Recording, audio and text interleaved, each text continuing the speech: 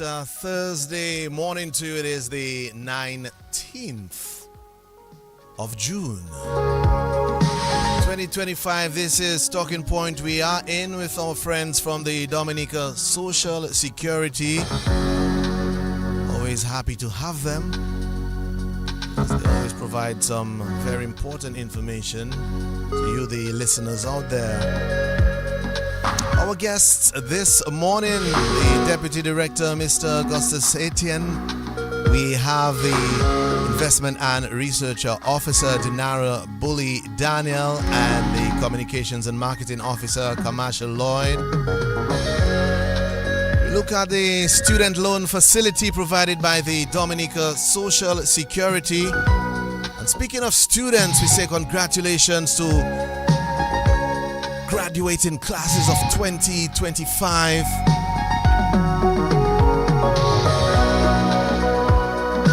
And it is that time again. Today, the Dominica Grammar School, I believe, hosts their graduation ceremony.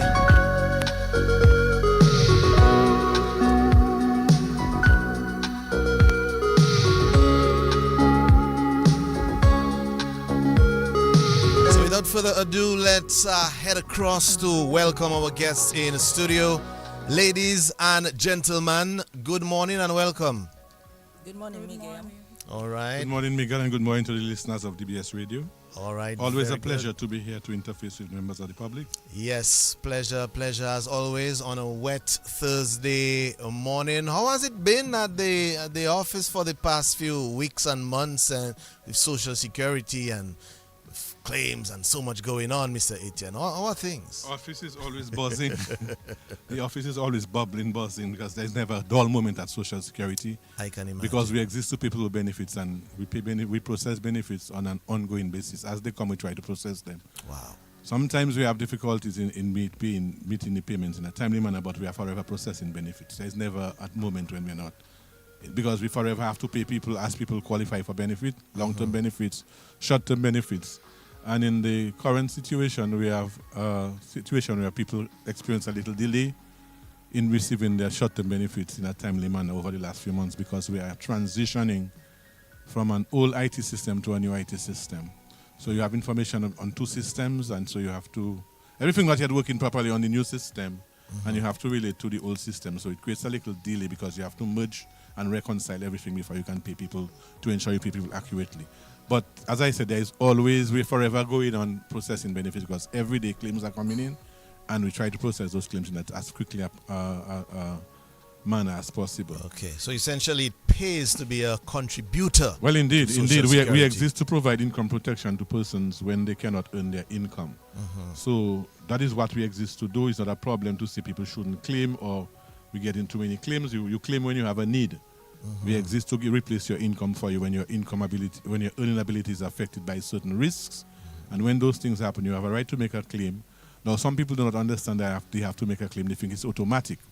So you really have to, when the situation presents itself, you have, in times of illness, pregnancy, in the case of pregnant women, accidental injury on the job, disability, old age, and in time of death. Whenever those situations arise, somebody has to come forward and make a claim. Even if you are registered, you are paying. We know you used to pay, we know you exist or you existed. But at the time this thing happens to you, we don't know that you're in that situation. Okay. So you really need to come forward and make us know that, here, I am going to be on sick leave because I'm suffering from X condition for that period, and therefore I'm not going to have access to my salary. You have to replace my salary for me. So a claim has to be made for every and any benefit that somebody has to access from Social Security. But when their ability to earn their salary is affected by certain risks that the law provides protection against. All right, very good. We're gonna hear from our ladies in studio. Let's look in depth. Just highlight for me this facility for persons who are wondering, is it the first time around I'm hearing, whoa, Social Security providing loans for studies? Just highlight this this loan facility and your decision, in terms of your responsibility, your role to contribute to enhancement of educational development here on the island of Dominica. Just highlight this in depth for me, any one of you. Okay, good morning, Miguel, and good morning to the listeners of DBS Radio. So basically, we are here today to basically dive into a topic that may be of interest to a lot of persons, young persons and even adults alike who may be contemplating or considering higher education. We know, Miguel, that higher education is costly and it is becoming increasingly costly. And so many persons are unable to afford to finance or fund their studies on their own. And they would have to rely on a loan from an institution in order to help them to finance their education, to make their dream of higher education a reality. So basically, Social Security has a student loan facility, and a lot of persons may not yet know about that student loan facility. For some people, it may be the first time they're hearing about it. For others, they may hear about it but not have the information that they need in order to consider whether they want to pursue a loan with us. So if you're a parent out there, you probably are considering or trying to figure out how you're going to help your child or how you're going to support your child's educational journey, or even for yourself as an individual who is considering or even already at school and may be in a situation where you cannot further your education on your own. We do have a student loan facility, and today we are going to be speaking about that facility. We are going to be speaking about how you can qualify, who qualifies to receive that loan, how you can qualify to receive that loan. We'll speak about the interest rates when you take a loan with us, the repayment of those loans. All of Yes. this will be discussed further into the program as we go along, Miguel. Okay, very well. So, is it okay to start by identifying who exactly qualifies to apply for that loan? Yes, good morning. Good morning. So, if you're a contributor to the Dominica Social Security or a child of a contributor, you can apply for our student loan. Okay, so a contributor or a child of a contributor, not one who has not contributed or isn't contributed. Let's get that straight. Well, because we are managing trust funds on behalf of contributors, the program exists to provide financial assistance, financing for contributors and or children of contributors who want to pursue tertiary level education. So basically, we using contributors' money to help contributors realize their educational dreams. Right. But at the same time, it is for us a small investment because the funds that we are managing, we are supposed to be able to pay people benefits indefinitely. So whereas the contributions that we collect monthly from all the contributors, employers who pay on behalf of their employees, self-employed persons and voluntary contributors who contribute on their own behalf, we collect that on a monthly basis. We place that in a bank account. That is, those contributions have to be used to pay the cost of benefits to eligible beneficiaries at the moment, meet the cost of administration, and any excess funds not needed for those two purposes you invest to generate returns so that you can continue to build reserves so that there will always be money in the fund to pay people their benefits. So we're using some of our funds to lend to persons who are pursuing tertiary education at a concessionary interest rate. So we cannot give access to people who have no use for us then. You don't know us, you have no use for us, and you don't want the white man, but you want to eat the white man's biscuit. That kind of thing. So we're using contributors' money to assist contributors or children of contributors to access tertiary education, to make those students more marketable. They will come back and work and become contributors themselves. And at the same time, we can earn a little interest on the money that we lend. And that is fair. So contributors, if you are a working person and contributing already, you can apply on your own behalf, on your own account. Or if you are a parent and you have a child who is pursuing tertiary education, you as a contributing parent can apply on behalf of your child. Okay. And so we process the loan and then make the funding available for the period of study that the student is pursuing. Yes, we must inform our listeners that they can call in 448-3284 with their questions. And I have a few questions as we are speaking of the contributors. How long does one have to be a contributor? Say I started working last month, I only had one deduction to Social Security, I've only contributed for 1 month. Do I qualify, or is there a term? Once you are registered and contributing, you are required to pay contributions when you are working and earning. So if you just started working, and as you start working, you decide, I'm not waiting, I want to start get into my studies right away. As the contributing person, you just started working, you registered if you were to do your program right away, you're going to be working and studying at the same time. You can apply for the loan. And while you are working and studying, you can service your loan yourself. In addition to getting support from your parent or somebody, another family member. So it doesn't really matter how long you've been contributing. Obviously, the longer you've been contributing, the better. But once you are a registered member, if you are not yourself registered yet, it might be better for you to allow a parent, a spouse maybe, if you're married already, who is already contributing to apply for the loan on your behalf. Okay. So a student fresh out of school who is not yet working cannot apply on their own behalf. Right. Yeah, but if they start working already, they can. In fact, if they have the resources, they can apply and service their loan on their own account themselves. So there isn't any age factor. Say one just left high school at 17, they have their first job, working for a few months. Not yet 18, not yet 21. That's fine. Under our law, you can become a member of Social Security once you are above 16. So if you're above 16 and you're already gainfully employed, you are registered and contributing member of Social Security. And if you're coming out of high school at 16, 17, you have a job, and you registered at the state college or at UE, you can apply for the loan, and you would qualify once you meet the other conditions. How long have you had this facility? How long have you been doing this? This particular facility was launched in 2014. Okay. So that's like about almost 12 years now. But prior to that, in the late 90s, was it? Mid-90s, I believe, we had another facility that we had operated in collaboration with the National Bank of Dominica, where we were making the funds available for the National Bank.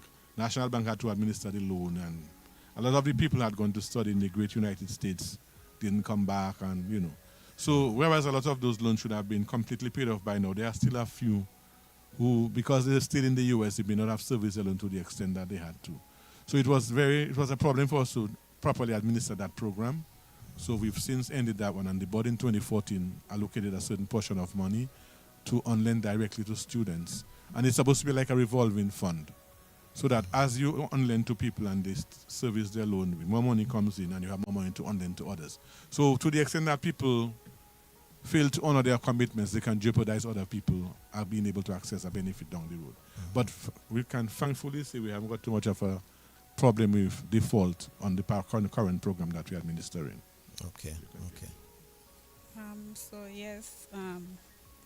So this new student loan facility, more measures were put in place to curb the non-repayment of loans.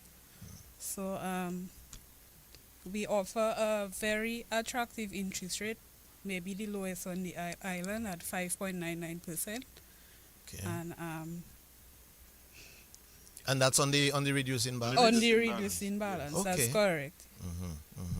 Yeah, sounds attractive. Our loans, you can use our loans to study anywhere.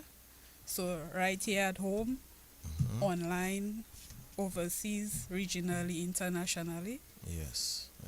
We know loans is not just about paying tuition. So our loan cover various areas.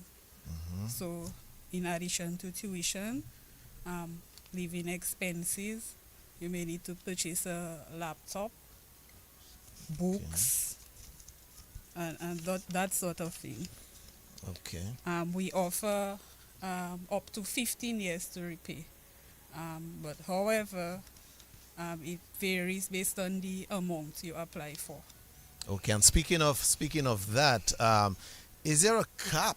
Because as Mrs. Lloyd mentioned earlier, education, tertiary education, uni education, it's not cheap. Although there are ways that you can study without having to spend so much these days with the online opportunities. But we know it can be costly. Is there a cap as to the amount one could apply for and subsequently be approved for? I would like to say no, not necessarily. The truth is, what would determine your ability to access the loan is, first of all, affordability. And it depends on the program of study that you are pursuing. Obviously, right. Some programs are more costly than others. An engineering program probably would be much more costly than a management program. Yeah, A that's doctor, correct. the medical doctor's program would be much a longer cost of study and much more expensive thing. So that when you're applying, what will determine whether you can access the amount you need is your ability to service the loan and pay it off in the repayment period that we are allowing. So what determines how much you can get is affordability, and as always, you have to have the fee schedule from the institution that you signing up for to pursue the studies with. They give you your fee schedule, how much you have to pay for tuition, what, for each semester, each year, whatever. Importantly, the school with which you are, the institution with which you are pursuing your studies has to be accredited. You made reference to the availability of online studies, and that is one you have to be very careful with. Because if you pursue a course of study, you want at the end of the day to get a document, a paper that will have value. So we don't want to finance something, and then when you get a paper, you may get something at the end of the day, but it cannot hold water anywhere because the institution is a fly-by-night thing, you don't know, and you sign up. And it looked bona fide when you apply, but in truth and in fact, it's not something that's accredited. So the institution has to be accredited, and our Ministry of Education can confirm for us the accreditation status of the school. You have to have proof of your enrollment in the school when you're applying, that you have received acceptance from the school. And then all of those things you have to supply to us so that you can access the loan. Would you have come across these situations over the years? No, have challenges if people probably applying for loans from university which has not been accredited, and there's Not really. Not really. No. Generally, most of the institutions are there, they sign up with institutions that are accredited. And what about and yes, And go ahead, because, sorry. Miguel, I was just about to add, because we require that document from the Ministry of Education, persons would have to go to them first Before to they verify whether the school is actually a bona fide school before coming to us. So generally, that is not an issue for us. Okay, so you need that stamp from the Ministry of Education. Yeah. Okay, very well. Listeners, feel free to call in 448-3284, 1-800-327. Compliments flow. Let's take some brief words from the King Dice, and then we'll get back with our guys and the discussion. Stay there. Secure yourself, secure your family. Register with Social Security. Make sure your employers pay, cause some of them do melee. Make sure they pay your Social Security. Secure your age pension when you're old. Invalidity pension when health has left you cold. Survivor's pension, secure for your spouse and your children. Life and health, above unpredictable. Don't take risk, you can't afford to gamble. Secure yourself with Social Security. I said that. Social Security, it good, you know.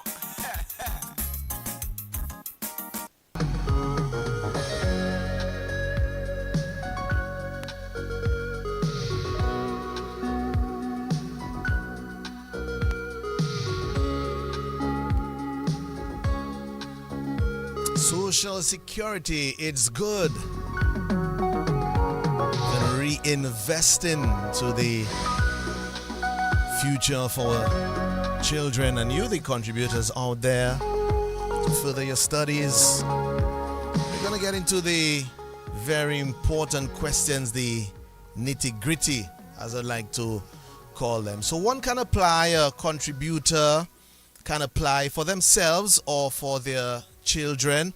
As you said, Mrs. Danielle, you allow or you offer a 15-year period up to 15 years, and that facility seems to be available. Mr. Etienne spoke of affordability based on what program, your areas of study. Let's get into the specifics as to what is required. Many persons are listening, their son or daughter graduating, just leaving, or they themselves, we as working people, as adults, we want to make that next step, that next move. What do we require? Take us through that process one by one, step by step. Let's go. Okay, so our loans are for tertiary level education. I just wanted to point that out. Yes. So state college and higher. Mm-hmm. So you will need your acceptance letter.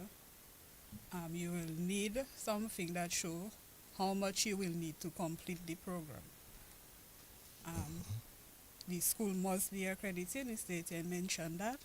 So you'll need to provide us with a letter of accreditation from Ministry of Education. If you're already at school, because it's not just startup, Okay. you could have been studying and then you hit a block and then you had to stop.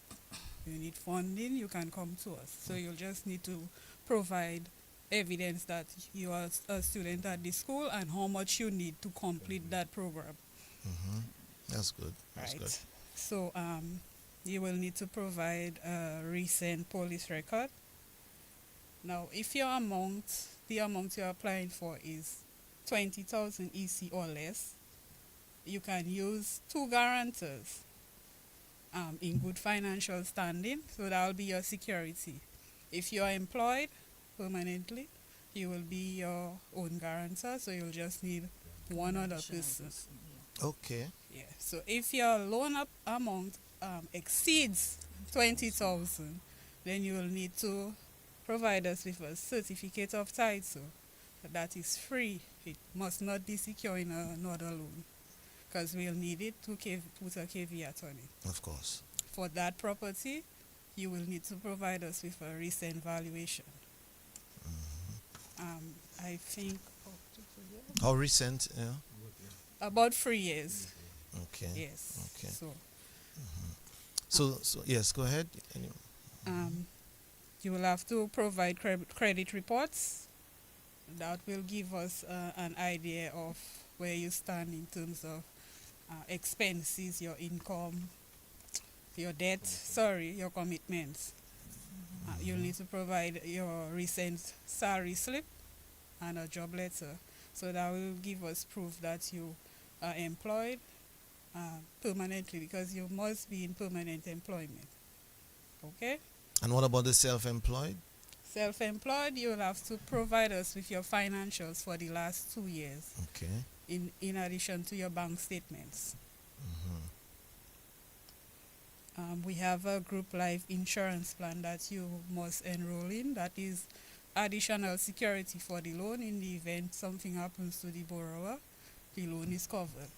Okay.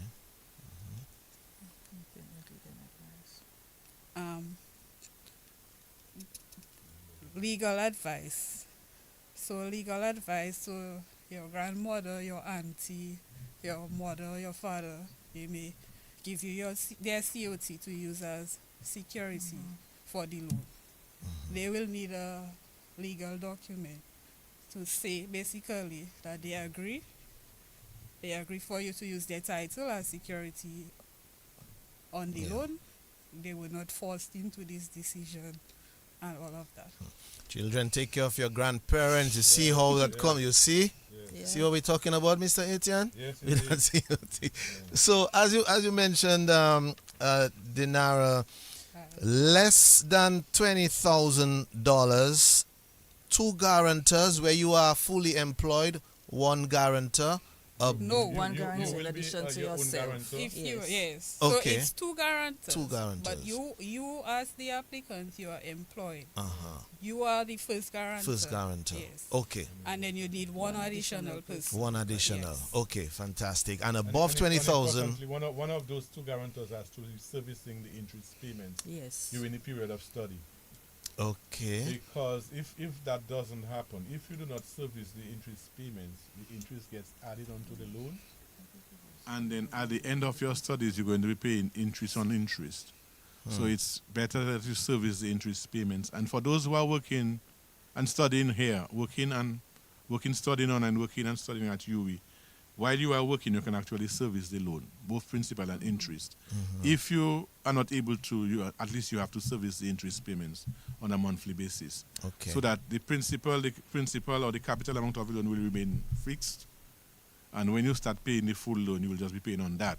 But if you do not pay the interest while you're studying. We have to add the interest onto the loan. Wow. And when you finish, we're going to be amortizing the totally capitalized interest with the principal amount of the loan. So you are better off if you are here to service the full loan as you go along. Yeah. So that as you study, even as you're drawing down, you're repaying so that your total outstanding balance by the time you finish studying will not be the principal amount of the loan that you started with. Okay. Yeah. I It's see. important to note, Miguel, so that our student loan has no processing fees. Right. So I think for some financial institutions, when you go to access the educational loans, there is some type of fee that has to be paid by you. But for Social Security, with our affordable interest rates that we offer to persons, we have no processing fees for our loans. This other guarantor, does he or she have to be a regular contributor to Social Security? Not necessarily, Not because the person necessarily. could have been a retired person Yes. and they have the property to back, well, the thing to back you up. They do not necessarily have to be active contributors, no. Okay, fantastic. So I just want to say Mrs. Lloyd mentioned no processing fees. As of now, we have no penalties for early payoff as well. Okay, good. And the interest rate is 5.99% on the reducing balance. 5.99%. And it's charged on the amount that's disbursed. Okay. So you take the loan by installments. The first disbursement, they charge you interest on that. When you take the second installment, the principal outstanding will be higher, so the interest will increase because you're going to be paying interest on the total disbursed to date.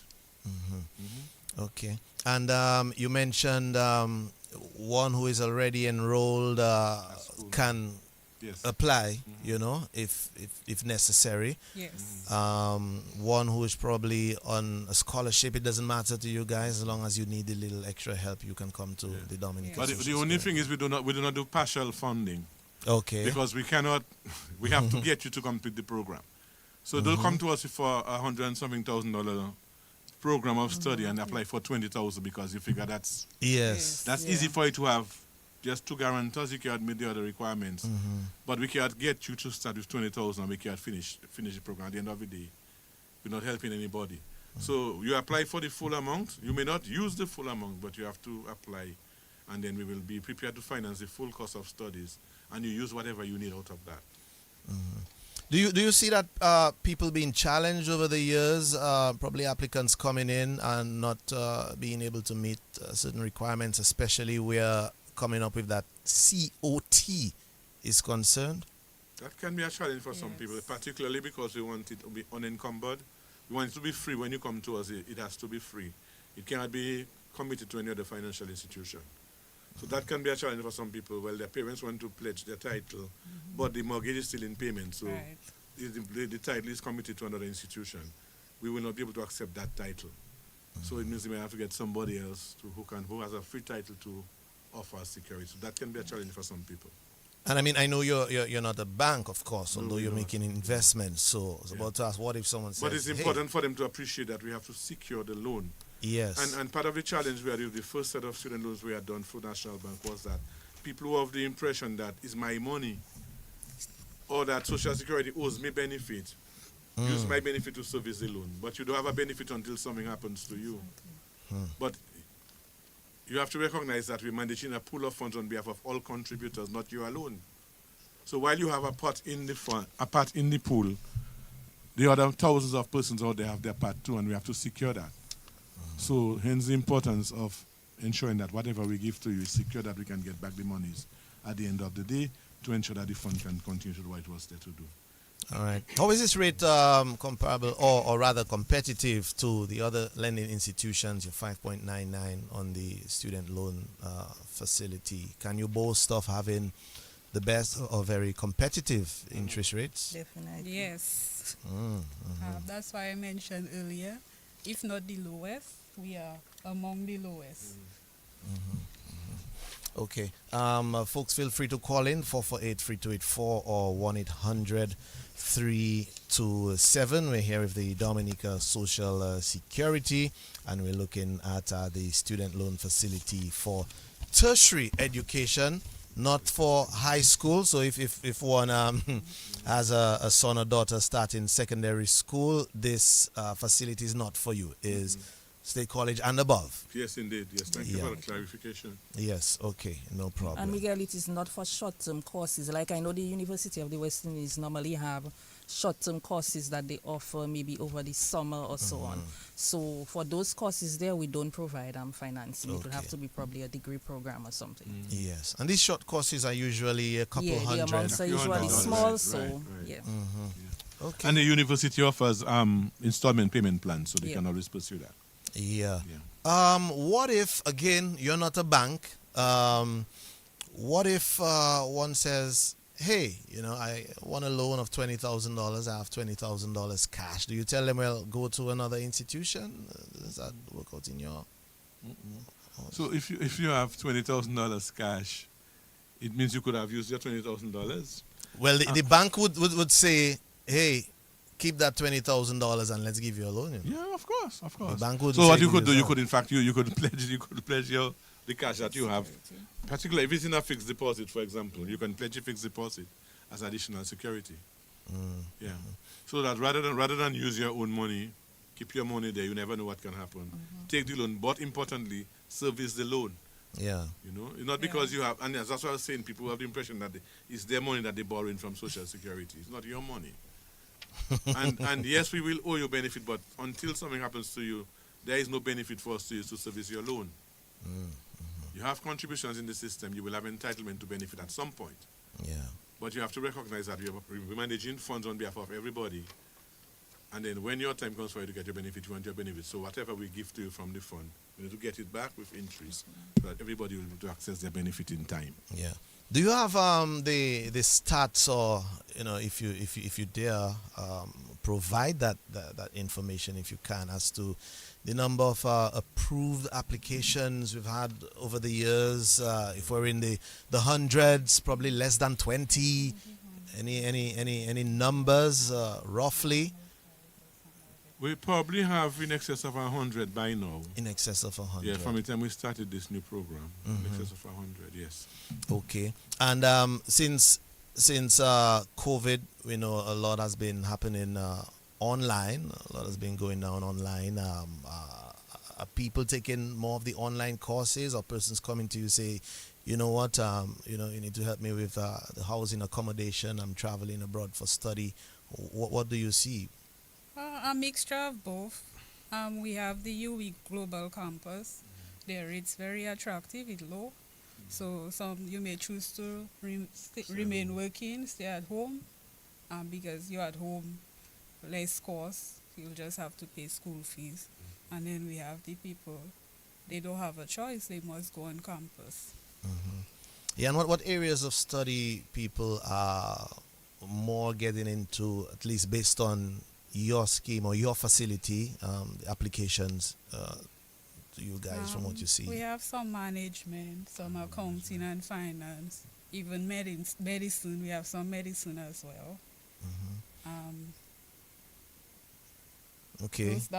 That's those More I can accounting, remember. management, Yes, More yes. business Fine. and then More business. Yes. Business-related Yes. subjects. Okay. Those stand out. What I mean, what is your advice overall to parents or even students just leaving school and looking at that next move? Of course, they ought to understand that graduating or leaving high school is not the end of it, but is an opportunity to begin a new chapter itself. I mean, I know you're into the investment, so you're looking at it from an investment standpoint, but I'm sure that's not the only thing for you guys. Of course, you're looking for the overall Yeah, development. well, as we said, we're trying to enhance the nation's human resource base. So the more trained persons we have, the more marketable they become, the better they can contribute to the development of the nation, and they can become potential, eventual contributors to Social Security as well. Now, Yeah. Miguel, I just wanted to add that for those persons who are probably considering furthering their education now, or thinking of accessing finance to further their education, they need to be mindful when deciding on an institution or where are you going to source that money from, it is crucial for you to consider the interest rates being offered for those loans. Because while it may sound like so simple that you don't need so many documentation or so on to access the loan at a particular facility, perhaps the interest rate might be very high, and so your repayment would be higher than as obtained if you come to us at Social Security to access that loan. And while we may ask for certain things that you may find it sounding like humongous, that why we need all of this, to some persons it may sound like a challenge, especially as relates to having to get a certificate of title. But when you consider in the long run the amount that you have to repay to finance your total education, it might be more beneficial to you to have a lower interest rate, lower repayment, a more affordable repayment, and so that you can finish paying your loan faster following your studies. Okay. And just to add to that, yes, we want to help you, we want to help build Dominica, but we have to protect ourselves as well. Correct. Which is very important, Leah. Very important, first and foremost.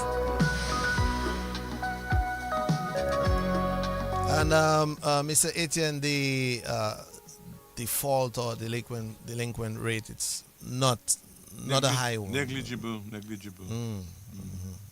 You may have a person miss an occasional payment, but it's not a chronic situation. Yeah. So can you boast of success stories? I'm sure, over the years, people would have come in, have their loan approved, and would have gone on to receive their degrees, masters. Yes, Doctoral. actually we have a few people, they did their bachelor's, they completed, and they came back for a second loan, and they completed their masters, and then they come back for another loan to do their doctorate.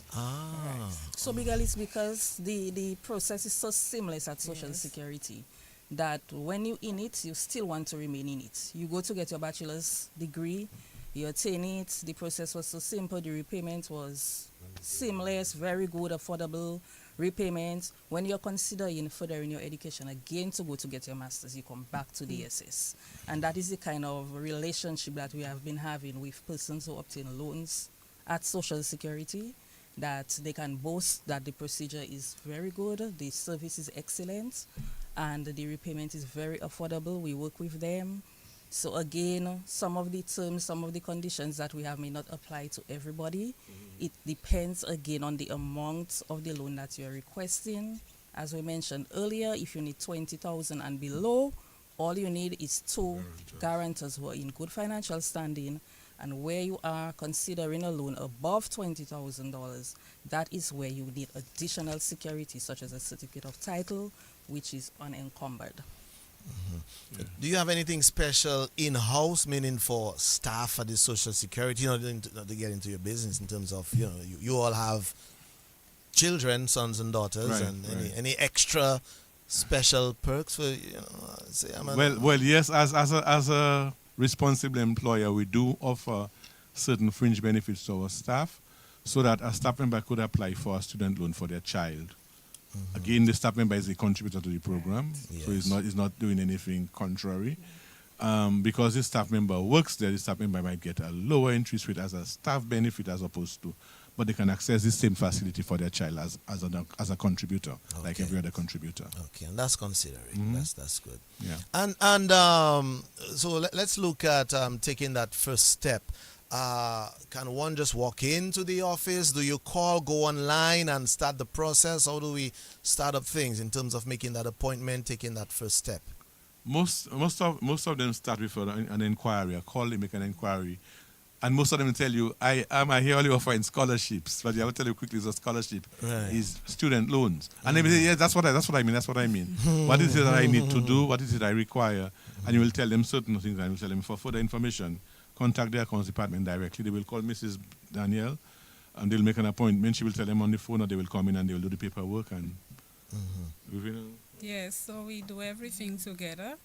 So you can contact us at 255-8328 or 255-8327. Or we have a student loan email. It's studentloan@dss.dm. And we also have our website at DSS.dm. www.dss.dm. Okay. Yeah. Yeah, Our go ahead. process is smooth, short. It's actually dependent on you. So once all your documents are in order, you can have approval in a week, within a week. Yes. Okay. Let me see. I just got a message. I was wondering, why isn't my line not going? I'm sure listeners out there would have a few questions. I got a call on my. Of course, I can't answer my cell at this time. But yeah, I got a message here on my phone. Let's see what is the listener saying. Please reiterate parents taking out the loan for children. The parent contributor a bit confused. Okay, I think we understand the question, so I guess you can just reiterate who can apply and the Okay. parents, applying for loans for their So children. once you are 18 years, a contributor or a child of the contributor, you can apply. And the student must be 16 years. So if you are 18, you can be the borrower of the loan. If you are younger, your parent will be the borrower of the loan. Okay, so for our extra special junior students who are ready for the higher education at 14, the 1-2 cases we have around, they have to wait till they're 16. Yeah. Okay. Yes. Okay. Yeah, but their parents can apply for them, but that happens. That can be. Never. Rarely happens Rare. in It Dominica. rarely happens. Yes. So they would be ready for state college at 14. Yeah. Yeah, it's Rarely rare. happens Yeah. because It's most times students at that age are still in high school in Yeah, Dominica. yeah. Although a friend of mine, I won't call his name, but he said on an interview that he left. But anyway, it wasn't in Dominica, yeah. Right. So I'll leave that for another program, another time. Meantime, I just got a pic. I just got what that looks like a photo of a social security card. So someone must have lost their social security card. So please come in to DBS. Tyreek Paul Branca, someone found your card, so that Good Samaritan brought it to DBS, so you can come in and receive your social security card. Speaking of which, any other matters as it pertains to both the student loan facility specifically and overall business at the social security, you guys would probably want to highlight before we wrap on the program, ladies and gentlemen? Okay, so before, one of the things I want to mention, Miguel, is that currently, not directly related to the student loan, but at Social Security, we are doing a public education sessions. We are offering public education sessions now to persons. Well, we always do that, but we are on a campaign right now. Right now, we are extending the invitation for persons who may want us to come to speak to their workplaces about anything relating to Social Security that you may have a need to clarify or you need more information about. Your workplace, your church, your school, your club, your village councils, you want to organize a session for your community, you need us to come to speak to persons about Social Security. We are asking, you can send in the invitation, send in the inquiry to us. Let us know when you want us to come, what date and time you'd like us to schedule a presentation with you to speak to persons about Social Security. And you can do so by sending an email for the attention of the director, and you send it to contact@dss.dm or dss@dss.dm. So anybody listening out there who may want Social Security to come and give them the facts. Don't just take it from persons on the street, because the information they may be giving you is not accurate. And so you come straight to the source. We can arrange to schedule a session with you to speak to your members about the program. Mm-hmm. Yeah, Mr. Etienne? Yes, importantly, when that is done, when we come, we need to meet a captive audience. Yes. We have on occasions in the past, and we do that on occasion, to set up sessions, but you do not always meet the people when you go there. So sometimes you go to a community after working hours, late in the evening, sometime in the out district, and you go and you meet 5 people. I mean, we speak to them, but I mean, it's almost like, but when you arrange a session, you tell us, come to meet your community residents, come to meet your staff, come to meet your church members, what have you. when we come, we meet a captive audience waiting, and it is very, and we don't mind. We don't mind even if we have to do it after hours. The important thing is to be able to impart the knowledge, the information, so that we can have a better informed and more appreciative stakeholder base that will, in the long run, make our work easier for us, but also ensure that more people can avail themselves of the protection that we are meant to provide for them. Because too many people out there, they're not aware, they might be paying contributions, they're not even aware of what benefits they're entitled to, when and how. And some of them might even have missed opportunities where they could have benefited and did not because they did not know. So we cannot continue saying we did not know. We're doing enough, I believe, on our part. There is still room for improvement. But by now, I think more people should have a better understanding of what it is that Social Security means and then what it represents for them. I think people are in a better position, but there are still some people who do not pay attention, no matter how much you speak, because they have an aversion to Social Security anyway until they find themselves in a situation. No, we exist to provide them with that protection. Even if they didn't listen to you before and they come, you still try to assist them. But importantly, they have to be registered and contributing. If they're not contributing, we may not be able to assist them because it is the contributions that confers right to benefits upon them. So some people register for many years and they don't pay the contributions, especially self-employed persons. The important thing is to pay the contributions because it is the payment of the contributions that give you access to the various benefits when something happens to you. Okay. Very important for them to note that. I suspect the information has been very clear based on what we're seeing. Very clear for the listeners out there. So we do appreciate you. It means you guys did an excellent job in covering all the details. But for those who are probably just coming in at this time, although the program will be available on DBS Facebook page, so you could go in and get the information.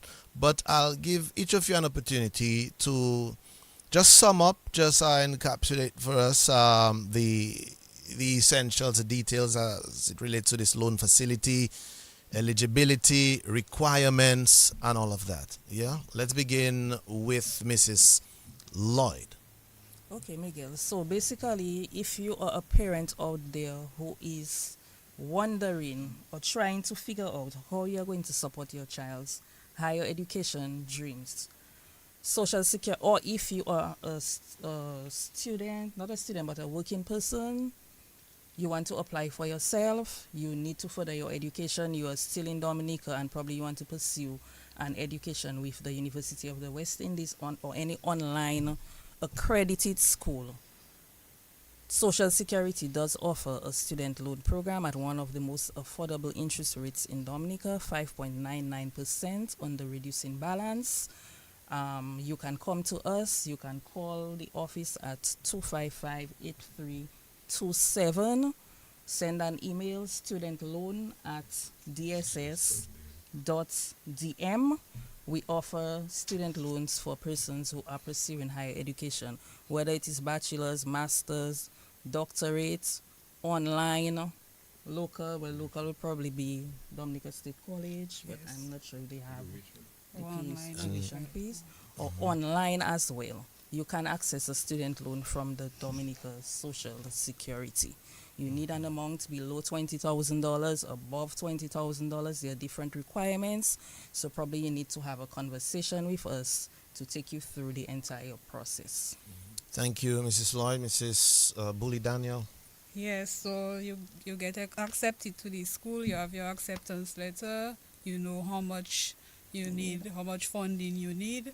Mrs. Lloyd just mentioned about below 20,000 to guarantors, above 20,000 EC, you need the COT. It has to be free, not with any other institution. You need to provide us with a recent police record, your job letter, salary slip, independent legal advice for the COT holder, credit reports, enrollment in our life insurance, valid photo IDs, and a recent COT valuation of the property that will give us an idea of what how the property is, where it's located, the value, because that is very important. Of course, if you taking out a loan for $120,000, your property value has to exceed that amount because the loan has interest, so that's why it has to be more. Right. Okay. Okay, so the more that the value to be is actually 1 1/5 times the value of the loan. The security must be valued at 1 1/5 times or 1.2 times the value of the loan. Because you can appreciate that if, for example, we have a certificate of title with a property on it, and we have to eventually realize the security, meaning sell the security to get our money back because the person failed or whatever. In a forced sale situation, where all efforts are tried and you have to end up taking whatever you can get, if the value of the property is exactly the amount of it or less, and you have to realize the property in a forced sale situation, you may not get back the money to pay off the loan. So we need the value of the security to be at least 1.2 times or 1 1/5 times the value of the loan that you're taking. Okay. We also require standing order deductions for the guarantors, who have to sign 3 blank standing orders by the applicant and the guarantor so that we can, institute, we can enforce, we can send it, effect it, put it into effect as when it become necessary. So Yes. the guarantors have to give us standing deductions so that the interest payments can keep coming. The student have to give us sign something so that when the student starts working and is supposed to service the loan on their own, we submit that to the employer wherever they will start working with.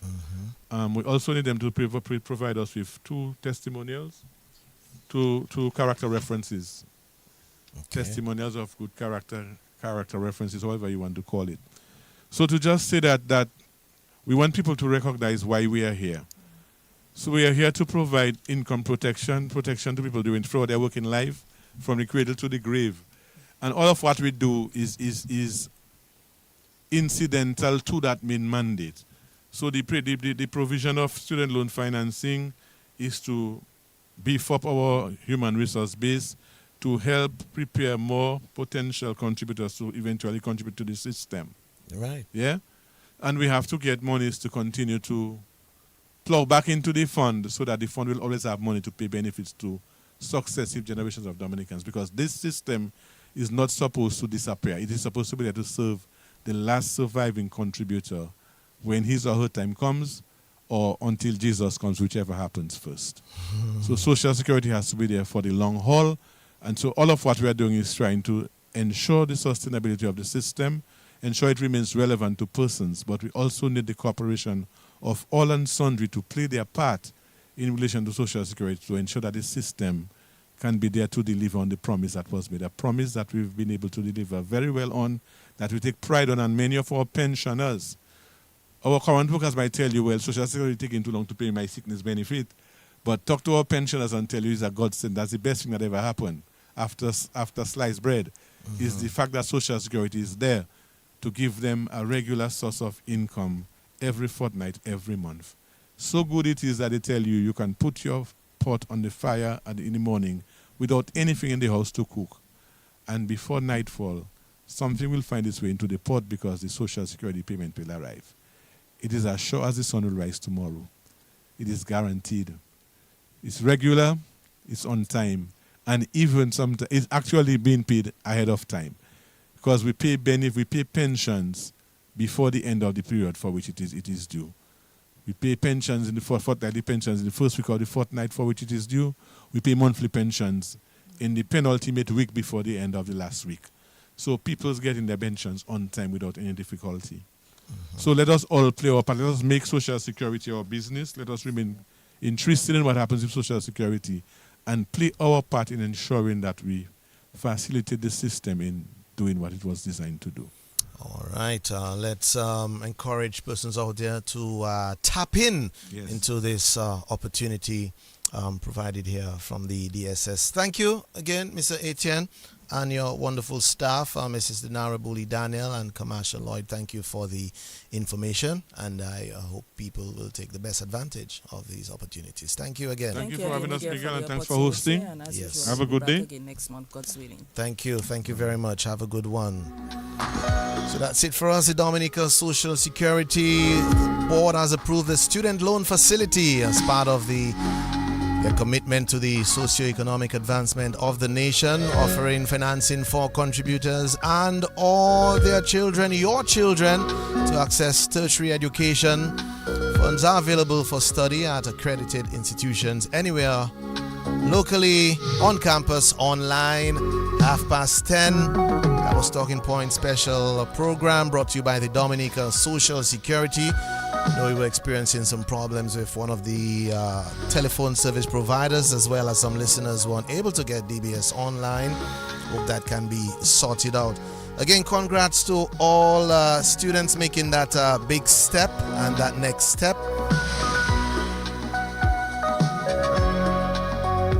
And for the whole of that lost card, you could call a particular number, 276-1407. That's 276-1407. My name is Miguel Labadie.